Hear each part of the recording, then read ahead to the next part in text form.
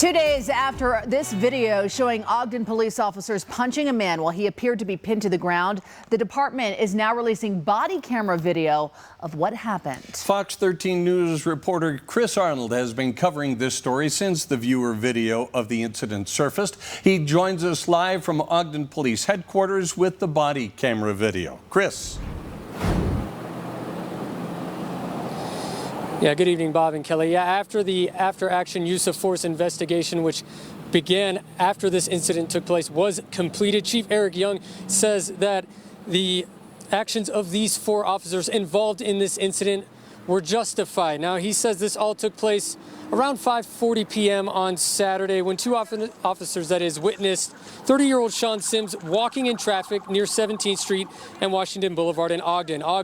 And that's when Young says they turned around in their car and approached Sims, who Young says was reaching in his waistband and then into his shirt, which he says led officers to believe he was accessing a gun. Now, Sims ran off, but officers were able to quickly take him to the ground, and the chief says 2 other officers arrived on scene shortly after that.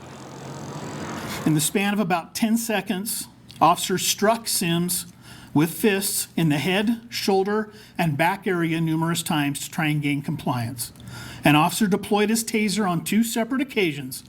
After the second deployment, officers were able to physically force Sims' hands from underneath his waistband and behind his back to be handcuffed.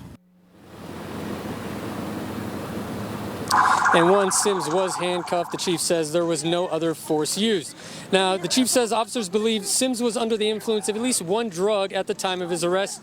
He was ultimately taken to the hospital and eventually booked into the Weber County Jail. Now, while in jail, an officer spoke with Sims, and the chief says at that time he told the officer that he hoped Ogden PD would have shot him.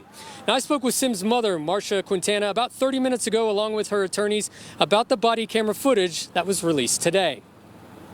I did watch the videos from the press conference, and I still believe there was excessive force use that was unnecessary. And we'll push forward with this and file a complaint.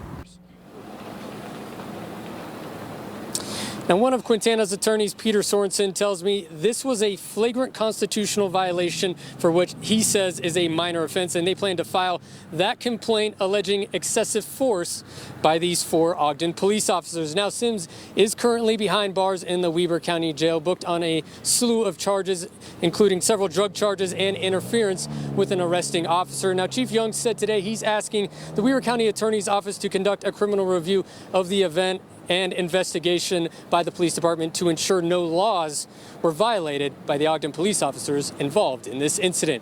For now, live here in Ogden, Chris Arnold, Fox 13 News, Utah.